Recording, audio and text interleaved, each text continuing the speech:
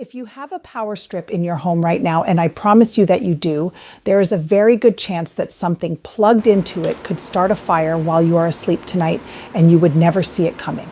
A power strip looks so harmless sitting there behind the couch or tucked under a desk, but the truth is that little plastic bar is only built to handle a small amount of electricity.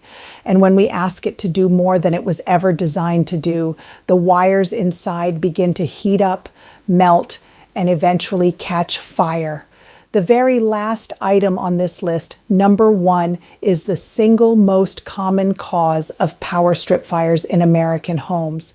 And I am willing to bet that almost everyone watching has plugged it into a power strip at least once.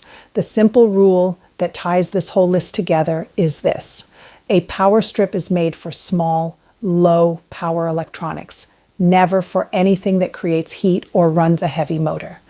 Once you understand that one rule, you will look at every power strip in your house a little differently, and you may just prevent a tragedy. Number 9, air fryers. The air fryer has become the most beloved gadget in the modern kitchen, and because counter space is always so tight, it is awfully tempting to plug it into a power strip along with everything else. But here is what most people do not realize. An air fryer works by running a powerful heating element and a fan at the very same time, and that combination pulls a tremendous amount of electricity, often as much as 1,500 watts. A typical power strip simply cannot carry that kind of load safely, especially when other things are plugged in beside it. As the air fryer runs, the power strip begins to grow warm, then hot, and the thin metal contacts inside start to scorch and melt. Before long, you have melted plastic, the sharp smell of burning, and the very real risk of flames right there on your countertop. The better way is to always plug your air fryer directly into its own wall outlet, with nothing else sharing that outlet. It only takes a moment to move that plug, and it keeps all that powerful heat where it belongs, inside the basket and not inside your power strip. Number 8, hair dryers, curling irons, and flat irons. We have all gotten ready in a bathroom where there never seem to be enough outlets, so we reach for a power strip to plug in the hair dryer and the curling iron together. But anything that heats up your hair is heating up because it is drawing a heavy dose of electricity, and a hair dryer in particular can pull as much as 1,800 watts on its highest setting. When you run it through a power strip, especially one already crowded with phone chargers and a curling iron, you are asking that little strip to carry far more than it can handle. The connections inside heat up, the protective coating on the wires can break down, and in a damp bathroom, that is a recipe for a fire or even a dangerous shock.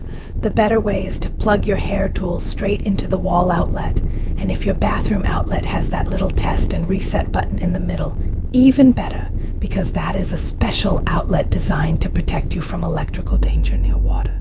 Use it and leave the power strip out of the bathroom entirely. Number 7, coffee makers and espresso machines. There is nothing quite like the comfort of a warm morning cup of coffee, but your coffee maker is secretly one of the hungriest appliances on your kitchen counter.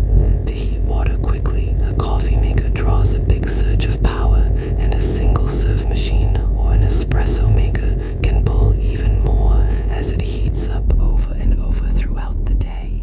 When that machine is plugged into a power strip, every one of those heating surges sends a jolt of current through wires that were never meant to carry it. Over time, that repeated stress wears down the strip, the contacts loosen and scorch, and you may not notice a single thing until you smell that sharp scent of hot plastic.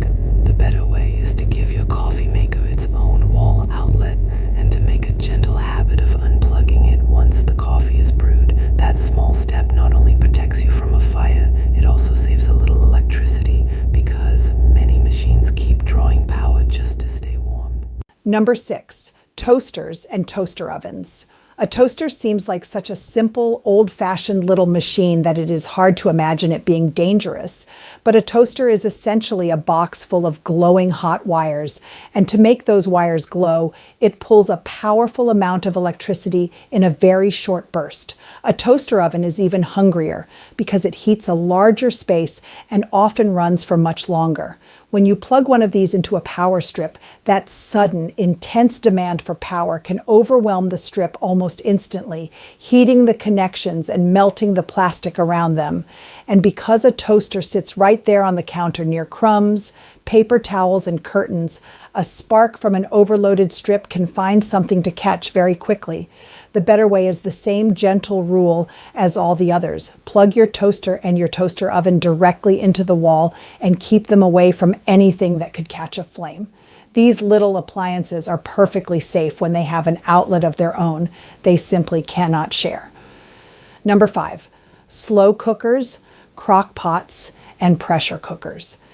These wonderful pots have made supper so much easier, and because they often cook all day long, we tend to set them up wherever there is room, sometimes on a side table with a power strip rather than a proper outlet. The danger here is not just how much power they draw, though it is considerable, it is also how long they draw it. A slow cooker may run for 8 or 10 hours at a stretch, and a pressure cooker pulls a strong surge of heat over and over to hold itself at pressure. Hour after hour, that steady demand keeps the power strip warm, and a strip that stays warm for that long can slowly degrade until it fails, often when no one is watching the pot. The better way is to always plug your slow cooker or pressure cooker straight into a wall outlet and to set it on a heat-safe surface with a little room around it. If you are cooking all day, you want that pot drawing its power from the sturdy wiring in your wall, not from a thin little strip on the floor. Number 4, another power strip or an extension cord. This one is so common that it has a name among electricians. They call it daisy chaining, and it means plugging one power strip into another power strip or running a power strip off of a long extension cord. When you run out of outlets, it feels like the most natural thing in the world to simply add another strip. But every time you link them together, you are stretching that same limited amount of electricity across more and more devices. Each connection point is a place where heat can quietly build, and the more links you add, the more places there are for something to go wrong. The wires grow warm, the load piles up, and the whole chain becomes a fire hazard hiding in plain sight behind your furniture. The better way is to never plug a power strip into another power strip or into an extension cord. If you find yourself needing more outlets in one spot, that is a sign that you should have an electrician install another proper wall outlet. It is a small expense that buys you real peace of mind. Number 3, refrigerators and freezers. This is one that catches a great many people by surprise, especially with a second refrigerator or a deep freezer out in the garage or the basement. It feels harmless enough to run that extra fridge from a power strip, but a refrigerator has a motor called a compressor that kicks on and off all day and all night to keep your food cold. Every single time that motor starts up, it pulls a powerful surge of electricity, far more than when it is simply humming along. A power strip is not built to handle those repeated, heavy surges, and over weeks and months, the strain wears down the connections until they overheat. Worse still, if the strip ever trips or fails, your refrigerator quietly stops running, and you may not discover the spoiled food or the danger until much later.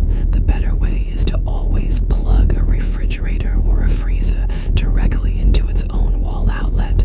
These appliances are meant to run on the strong, steady power of your home wiring, never on a little strip that can be overwhelmed or knocked loose. Number 2, microwave ovens. The microwave is one of the most used appliances in the whole house, and in a crowded kitchen, it is awfully tempting to plug it into a power strip along the counter. But a microwave is one of the most power-hungry machines you own, often pulling between 1,000 and 1,500 watts every time you heat up a cup of coffee or a plate of leftovers. That is very nearly the entire amount a power strip can safely carry all by itself, with nothing left to spare. When a microwave runs through a strip, the connections heat up fast, and if anything else is sharing that strip, you have pushed it well past its limit.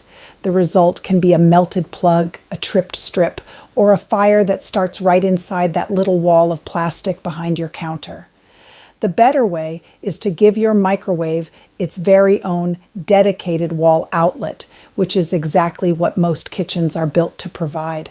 A microwave needs that strong, direct connection, and it should never have to share its power with a strip or with another appliance. Number 1, space heaters.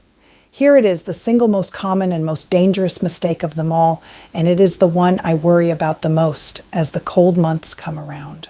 A space heater is designed to do one thing, to create as much heat as it possibly can, and to do that it draws an enormous and constant amount of electricity, very often the full 1,500 watts a power strip can carry, with no room to spare. Unlike a toaster that runs for a minute, a space heater runs for hours, sometimes all night long, pouring that heavy load through the strip the entire time.